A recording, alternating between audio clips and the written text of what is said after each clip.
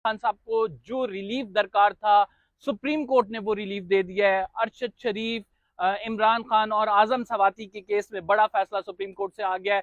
हम आपको रिपोर्ट कर रहे हैं डायरेक्टली, अभी केस खत्म हुआ है और तमाम हकाइक जो है हम आप तक पहुंचाने लगे हैं कि इस केस में ये जो तीनों हुक्मनामे आए हैं, तीनों शख्सियात के हवाले से, आजम सवाती, इमरान खान और अरशद शरीफ के हवाले से, वो क्या है, इसके साथ केस में आज क्या कुछ हुआ है। आईजी पंजाब के हवाले से एफआईआर दर्ज ना होने पर उनसे जवाब मांगा गया।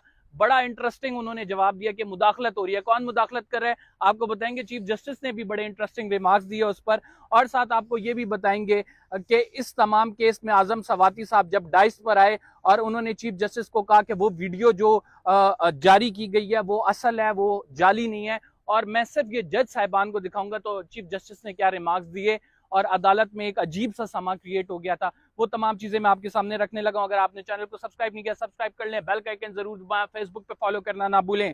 कंबर Zaidi reporting you live from supreme court of Pakistan. सबसे पहले आगाज करेंगे इस केस का कि इस केस में क्या हुआ। सलमान अकरम राजा जो कि इमरान खान साहब के वकील हैं, वो रोस्टम पे आए।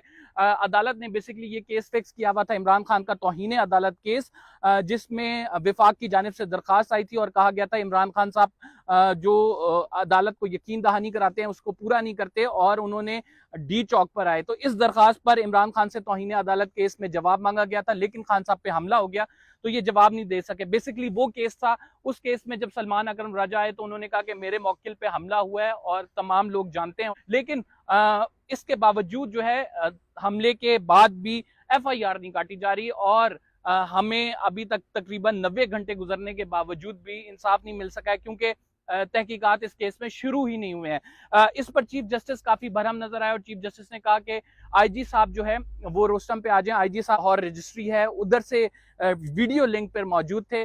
आईजी साहब से पूछा गया कि इस केस की एफआईआर क्यों नहीं काटी गई है।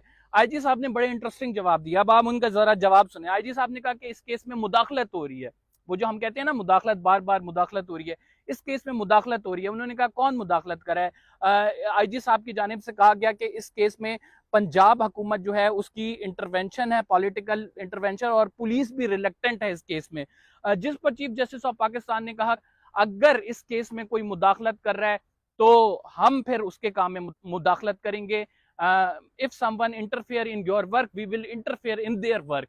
तो चीफ जस्टिस की जानिब से ये बड़े रिमार्क्स दिए गए और इसके बाद अदालत ने हुक्म दे दिया कि आप जो है तकरीबन 24 घंटे में ये एफआईआर काटें, और अगर आपने 24 घंटे के अंदर एफआईआर ना काटी तो हम इस केस में सू मोटो एक्शन लेंगे।